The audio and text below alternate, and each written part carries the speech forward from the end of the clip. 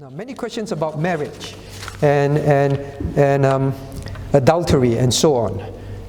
Okay? So, all right, this young person asked, if Abraham had two wives, Hagar and Sarah, was it sinful for Abraham to listen to Sarah to take Hagar as his second wife? You understand, right? So Sarah was his wife, and then Sarah told Abraham to take Hagar as another wife to produce baby. So was it wrong? Was it wrong for Abraham to listen to Sarah? Sarah. Sarah, was it wrong for Sarah to ask Abraham to take another wife? Seems like there are others that have two wives as well. So many others have two wives as well. All right, many have many other wives as well. So was it wrong? Now, first and foremost, I guess this child's question is it wrong to have two wives? Is it wrong to have two wives? Well, the answer is found in Genesis. God made Eve for Adam.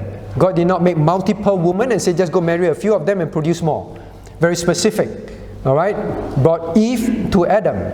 So that is one principle. Now, but definitely, even Christ. Turn to Matthew chapter 19. Matthew chapter 19. Matthew chapter 19, now verse 8. Now this, put away a wife, marry another one, put away a wife, marry another one. Now let's read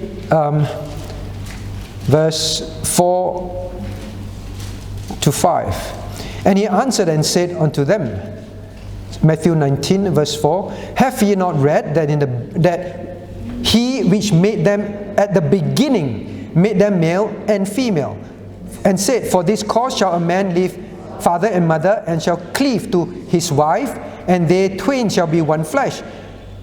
Wherefore they are no more twain, but one flesh. What therefore God hath joined together, let not man put asunder. And verse 7 and 8, and they said unto him, why did Moses then command to give writing of divorce and to put her away? And he said unto them, Moses, because of the hardness of your hearts, suffered you to put away your wives. But from the beginning it was not so. All right? So God did not intend for men to, marry one and put away and then marry another. It was one flesh, it was one wife. And the strongest is found in Malachi. Let me close. Malachi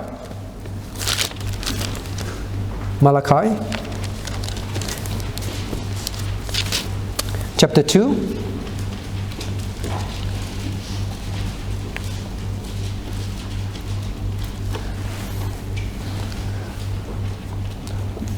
All right, then now let's read 14 and 15 together. Reading. Yet ye say, wherefore? Because the Lord hath been witness between thee and the wife of thy youth, against whom thou hast dealt treacherously. Yet she is the companion and the wife of thy covenant. And did he not make one? Yet hath he not residue of spirit, and wherefore one, that he might seek a godly seed. Therefore take heed to your spirit, and let none deal treacherously against the wife of his youth. So God specifically say from the beginning, he made one.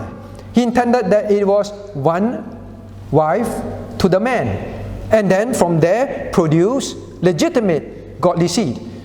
So one. So God's intention, as we know, also later on he told the kings, you will not multiply wives. Right? So the answer is yes, Sarah was wrong to tell Abraham, because from the beginning God's intention is man to have one wife. So yes, Abraham should not have listened to Sarah. Alright, husbands, before you think, you always say, hey, why don't you marry another one? Yeah, I want to marry another one. My wife say can. Alright, God says no, cannot, not allowed. Alright, so I hope that I answered this child's question. Sarah was wrong, so was Abraham. Garden of Eden again. The husband listened to the wife. Let us pray. what do we have here? Top 5 reasons why church dropouts, what church dropouts say, why they stop attending church. Now please remember 66% of, well, I take the American view, they're the most readily available results. They stop attending church at least a year after turning 18. So from